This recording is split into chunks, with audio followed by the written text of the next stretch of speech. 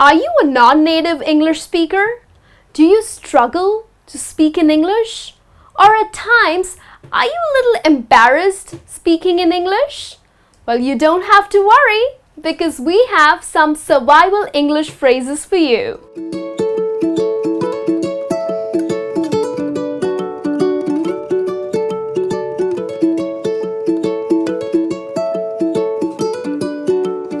Hi friends, thanks for clicking. I am Niharika, and in today's lesson we have some survival English phrases and some tips for non-native speakers. So are you planning a trip to an English-speaking country?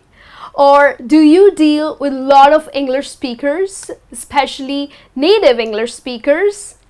And if you or your English is not that great, then what do you do about it? Well, in today's lesson, we will help you with some phrases that you can use. Now here, there are a set of 4 phrases that you can use, but the ones in the black are the phrases that people usually use, and I want you to stop using them. So let's get started. The very first phrase that I commonly come across people say is, "My English is terrible." It's okay. Well, your English is not very good, but I'm sure your other languages are great, which probably we can't speak. So you don't have to feel so bad about it. You don't have to literally explain that, "Oh, my English is terrible" or "My English is awful." A better expression that you can use is, "I'm working on improving my English." Now, when you end up saying, "My English is terrible" or "My English is just awful," it gives a very negative impact to your statement.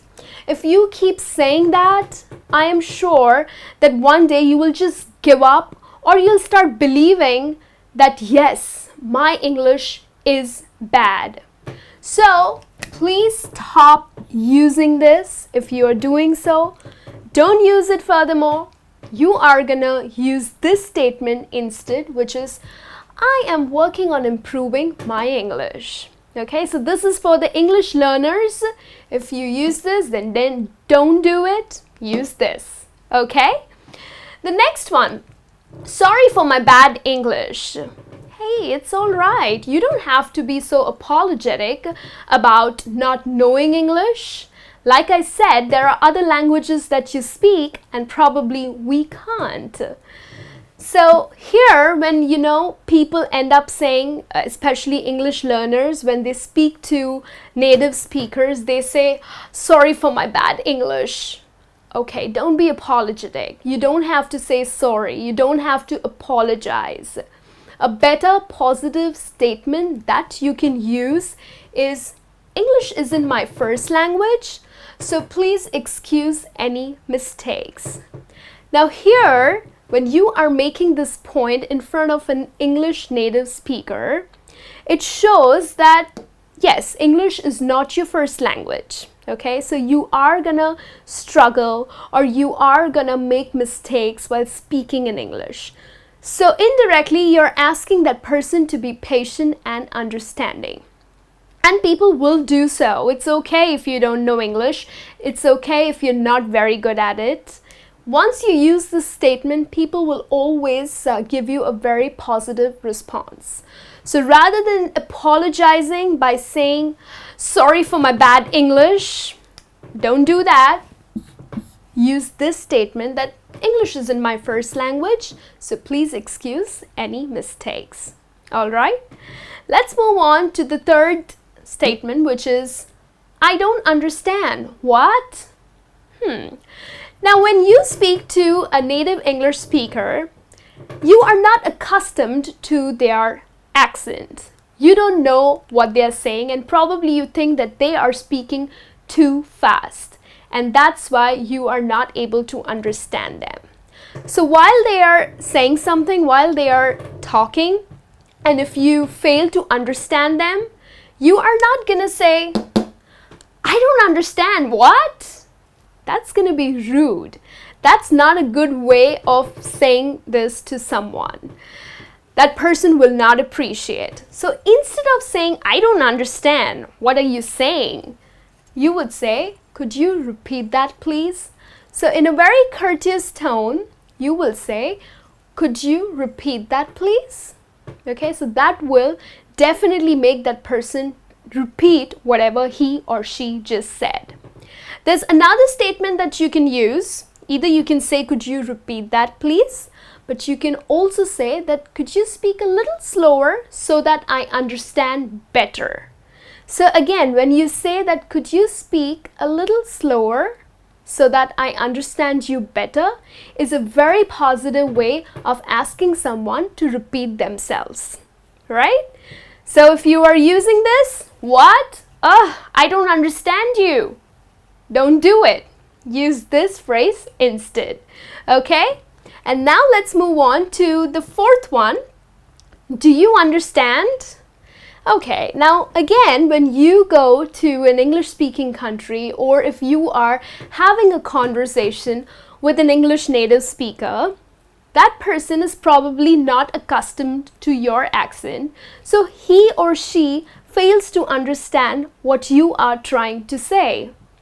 Now, if you think that he has this puzzled look on his face, he's confused, he's like trying to catch every word that you're trying to say, it's all right. You're not gonna say, do you understand? Okay, even if you say it in a very polite tone, do you understand? It would still come out in a very rude way. So instead of saying, do you understand? You are gonna say that, let me repeat that for you. Now here, either you can say, let me repeat that for you, or let me clarify it for you.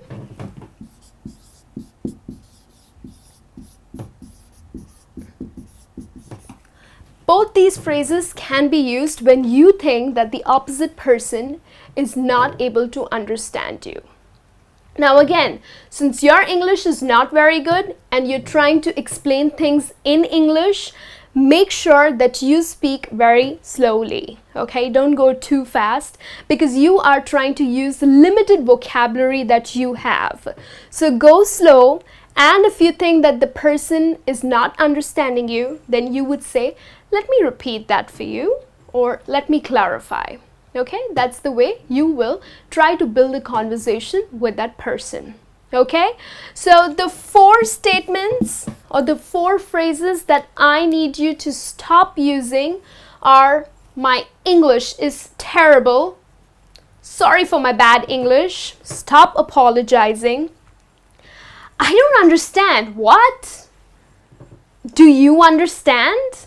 Okay, stop using these phrases, and instead of using these phrases, try the phrases written in the red, which are, I'm working on improving my English.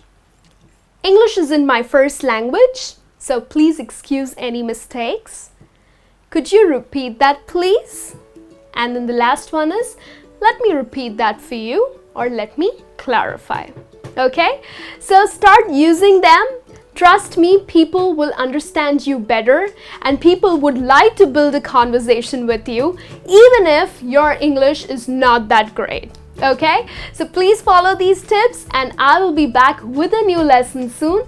Till then, you take care and have a great day.